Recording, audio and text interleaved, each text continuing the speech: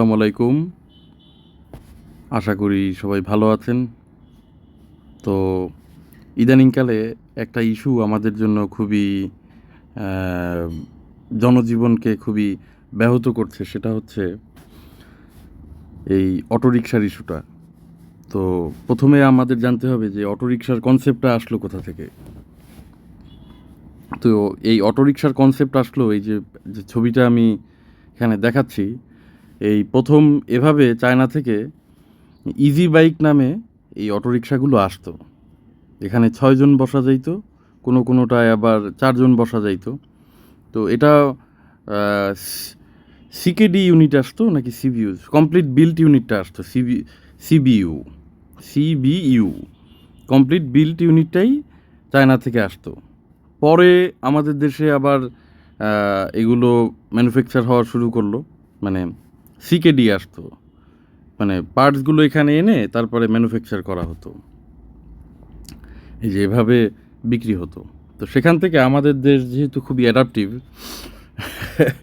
তো সেখান থেকে আমাদের এই দেশে এভাবে রিক্সা বানানো শুরু হলো। মানে বাংলাদেশে প্রোডাকশন শুরু হয়ে গেল। মানে আমাদের দেশে যে ব্যাটারিগুলো পাওয়া যায়, ওই ব্যাটারি দিয়ে মোটর কিনে নিজেরাই বানানো শুরু করলো এই বাংলাদেশের অটোরিকশা বা আমরা বলি টেসলা। তো এই যে এভাবে বানানো শুরু করলো। এখানে ৩টা ব্যাটারি দিয়ে ৩টা ৪টা ব্যাটারি দিয়ে এগুলো বাংলাদেশে সস্তায় বানানো শুরু হয়ে গেল।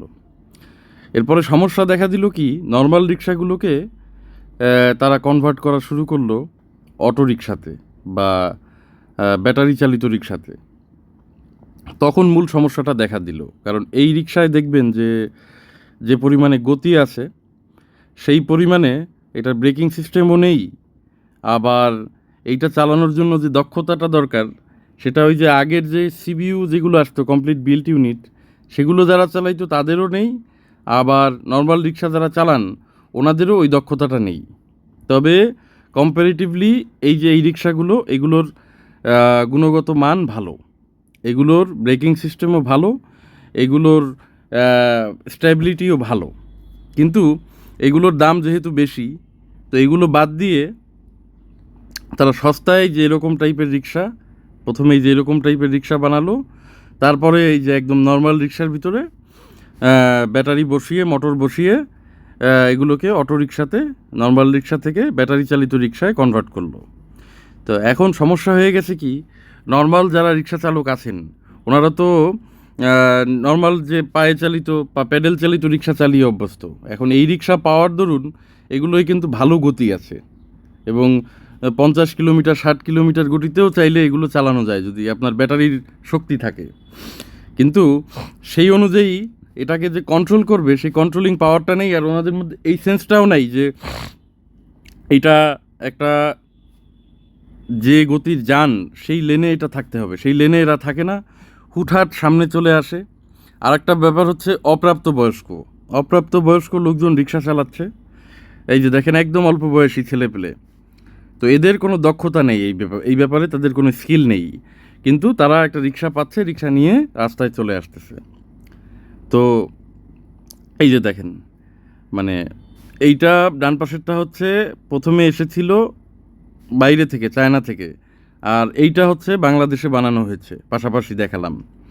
তো এই অদক্ষ রিক্সা চালকরা এনারা যখন রাস্তাঘাটে মূল সড়কে মহাসড়কে বের হচ্ছে, তখন দুর্ঘটনাগুলো ঘটতেছে। আর দ্বিতীয় ঘটনা হচ্ছে এদের মানে রাস্তার যে নির্দেশনা, রাস্তায় গাড়ি চালাবার জন্য যে সমস্ত আইনকানুন আছে কোনোটাই এনারা সেইভাবে ফলো করেন না, উল্টো ঢুকিয়ে দেন।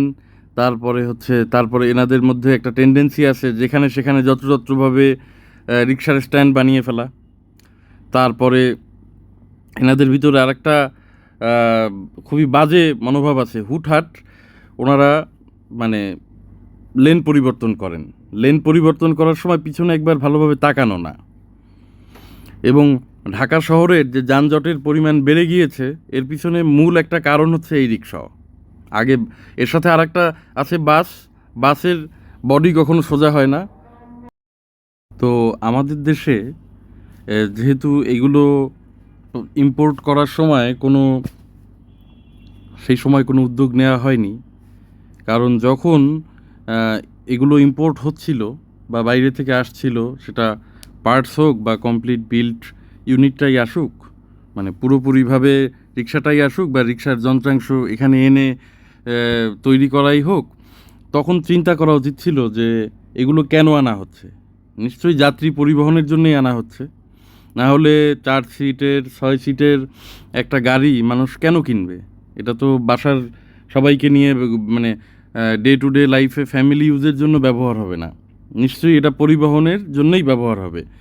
যেহেতু তখন এগুলোকে নিয়ন্ত্রণ করা হয়নি, তারপরে হচ্ছে এই রিক্সাগুলো যখন এই যে মানে এখানে বানানো হলো বাংলাদেশে, এবং এই যে নর্মাল রিক্সাগুলোকে যখন এই রিক্সায় কনভার্ট করা হলো, তখনও এখানে বাধা দেওয়া হয়নি। যেহেতু এভাবে বাধা দেওয়া হয়নি, এখন বিশাল একটা জনগোষ্ঠী তৈরি হয়ে গেছে যারা এই রিক্সা নির্ভর হয়ে পড়েছে। এবং ওনাদের সাথে কথা বলে শুনলাম ওনাদের এক একটা ব্যাটারির দাম নাকি 15,000 টাকা করে। তো 4টা ব্যাটারি লাগালে বা 5টা ব্যাটারি যদি লাগায়, তাহলে চিন্তা করেন কতগুলো টাকা তাদের খরচ হচ্ছে। এবং এগুলোতে আমি শুনেছি যে 3টা ব্যাটারি লাগানো যায়, আর 2টা ব্যাটারি ওনারা দেখা যায় যে অল্টার করে ব্যবহার করেন, চার্জে দিয়ে রাখেন। চার্জ হতে তো বেশ সময় লাগে, তো ওই 2টা ব্যাটারি ওনারা চার্জে দিয়ে রাখেন আর বাকি 3টা ব্যবহার করেন। এভাবে ঘুরায় ঘুরায় ওনারা রিক্সাগুলোকে চালান, এবং তার পিছনে কিন্তু এই ব্যাটারিগুলো চার্জ দিতেও প্রচুর বিদ্যুৎ খরচ হয়।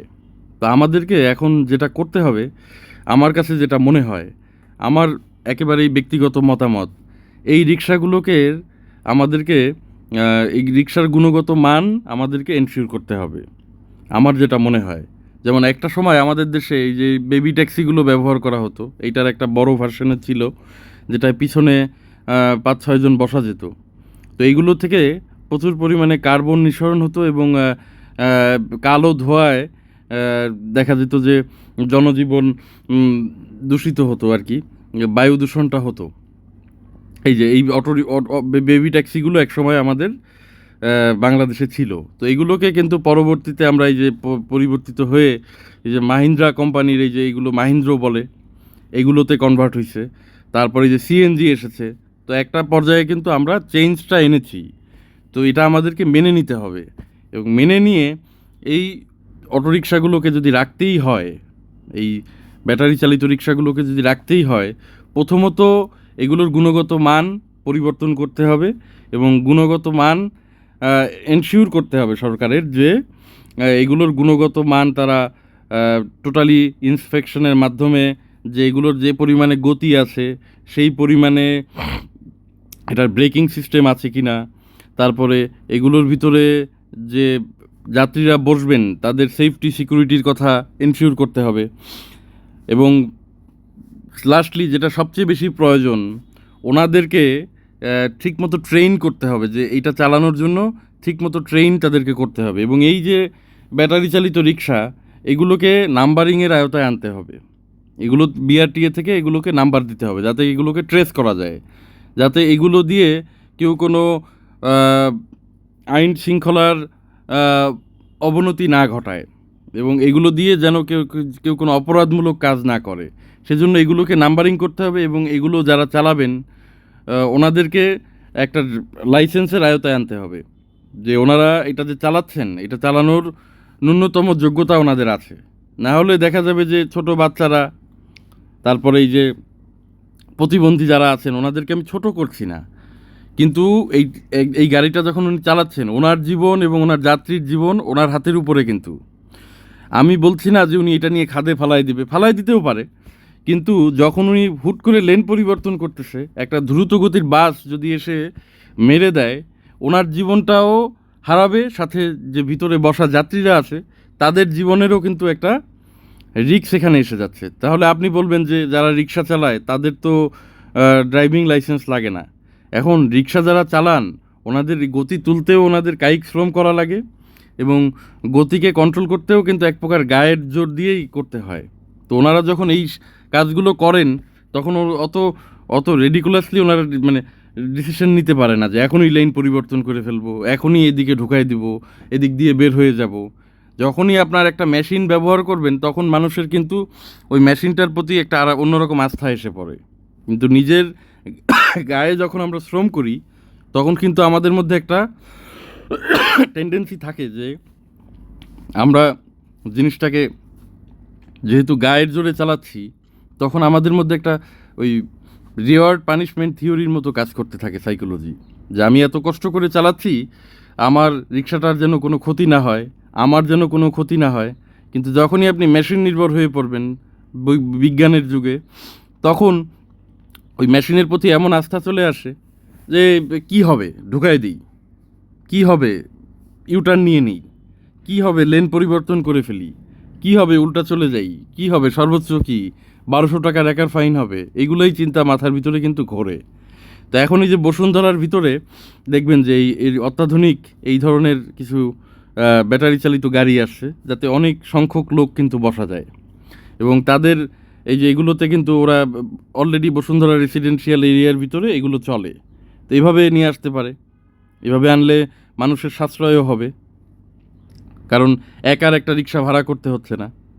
তারপরে এই যে ছোট গাড়িগুলোও বসুন্ধরার ভিতরে দেখেছি, খুবই সুন্দর এগুলোর ইন্টারফেস, ডিজিটাল ড্যাশ দেখলে, বা আপনার এই যে ব্রেকিং সিস্টেম বা এদের চাকার সাইজ, তারপরে এদের মুভমেন্টগুলো আপনি যদি খেয়াল করেন, তো আপনি দেখবেন যে এগুলোর থেকে অ্যাডভান্স। এবং বসুন্ধরার মতো কিছু এরিয়া আছে, গুলশান, তারপরে উত্তরায়ও মনে হয় আছে, যারা রিক্সা পর্যন্ত চালান তাদেরকে একটা নির্দিষ্ট জ্যাকেট দেওয়া হয়, যাতে এবং জ্যাকেটে নাম্বারিং করা থাকে, যাতে তারা কোনো অন্যায় করলে, তাদের দ্বারা কোনো অপরাধ হলে তারা যাতে ব্যবস্থা নিতে পারে। এবং এটা কিন্তু চালকের জন্যও একটা ভালো ভালো জিনিস, কারণ সে তার একটা আইডেন্টিটি পাচ্ছে, তার একটা পরিচয় পাচ্ছে, সে চাইলে তার আইডেন্টিটি শো করতে পারতেছে সব জায়গায়। তো আমরা এভাবে আসলে চাইলে এই অটোরিকশার বিষয়টাকে সমাধান করতে পারি।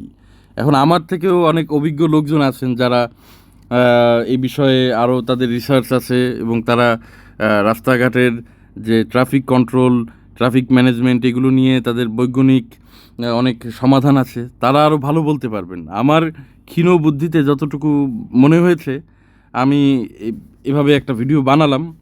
তো ভালো লাগলে দোয়া করবেন আমার জন্য সবাই। খোদা হাফেজ।